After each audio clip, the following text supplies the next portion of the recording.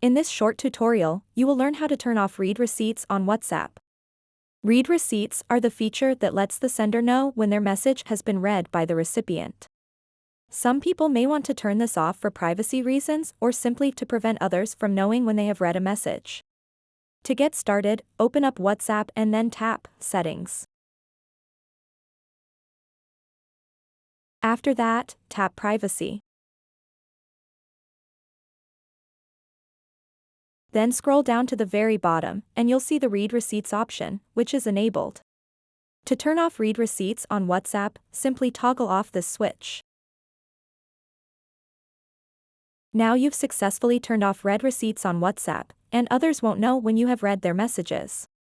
However, keep in mind that you also won't be able to see when others have read your messages. Also, even if you disable read receipts, they will still be sent for group chats. This means that other people in the group will still be able to see if you have read their messages. So that wraps up this tutorial. If you have any questions about this whole process, please let me know in the comments section below. And if this video helped you out, please give it a big thumbs up and subscribe to this channel for more tutorial videos like this one. Thank you so much for watching and have a good day.